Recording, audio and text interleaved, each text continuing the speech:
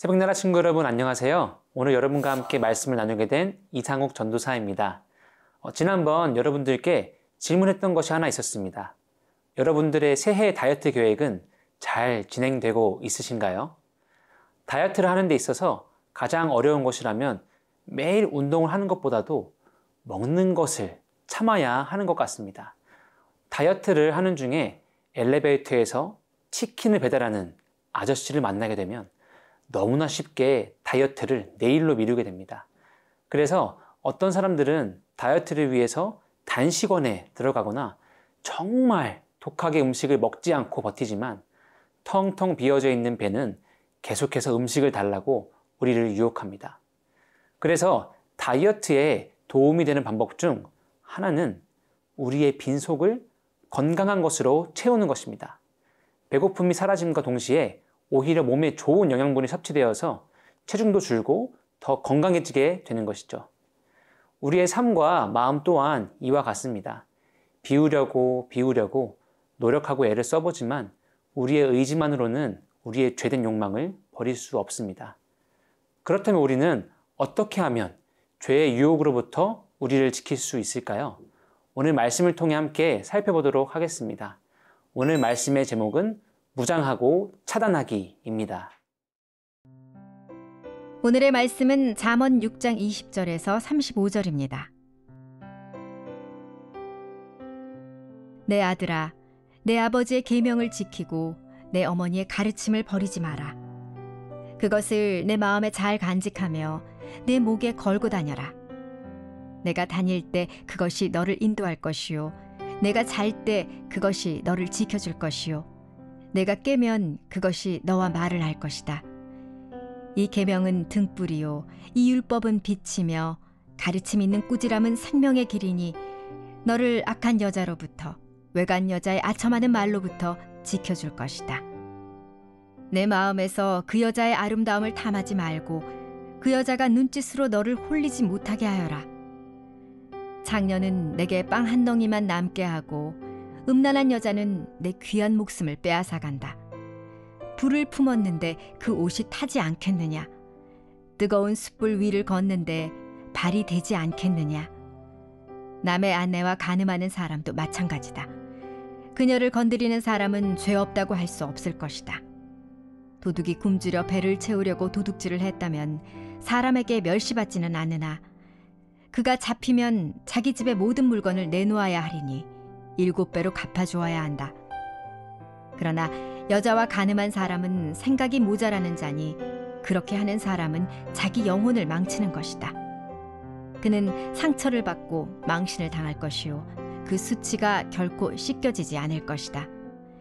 질투가 남편의 분노를 일으키니 그가 원수를 갚는 날에는 용서가 없을 것이다.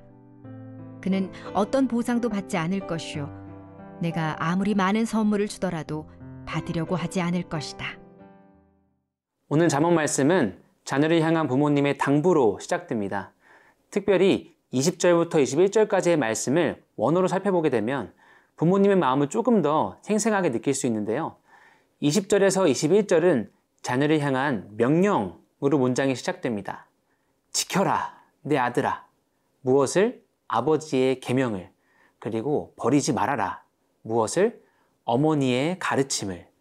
이어지는 21절에서는 새겨라 혹은 묶어두어라. 마음에. 그리고 그냥 묶어두는 것이 아니라 지속적으로. 그리고 마지막으로는 걸어라. 너의 목에. 즉 아버지의 계명과 어머니의 가르침을 지켜라. 버리지 말아라. 마음에 새겨라. 목에 걸어라. 라고 간곡하게 말하고 있습니다.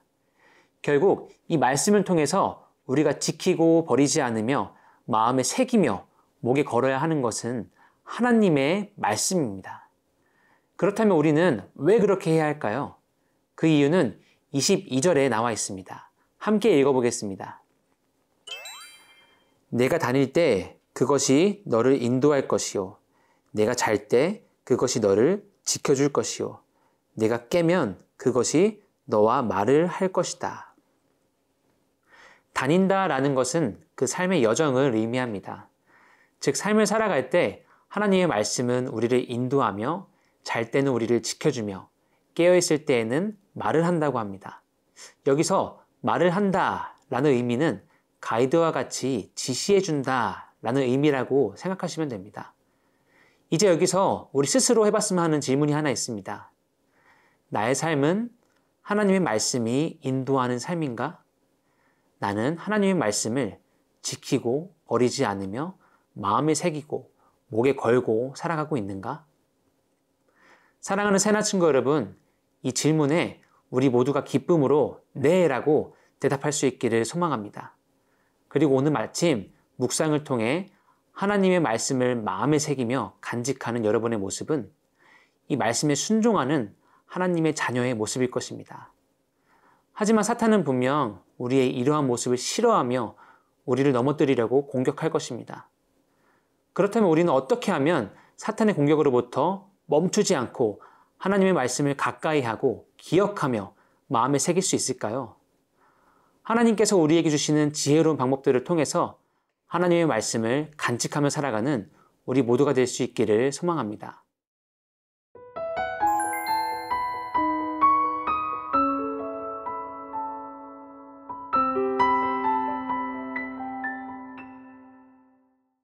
이어지는 말씀은 오늘 본문을 통해 부모가 자녀에게 당부하며 경고하고자 하는 내용입니다. 그 내용은 바로 성욕입니다. 이 말씀은 특별히 성에 대한 관심이 높아지고 있는 청소년들에게도 굉장히 중요한 말씀일 것 같습니다. 성욕이라는 것은 남녀노소를 불문하고 누구에게나 있는 사람의 욕구입니다. 그리고 사탄은 그 욕구를 잘 알고 있기 때문에 그것을 이용하여 우리를 넘어뜨리려고 하죠. 그리고 우리가 그 유혹에 걸려 넘어지게 된다면 우리는 참혹한 결과를 맞이하게 될 것입니다.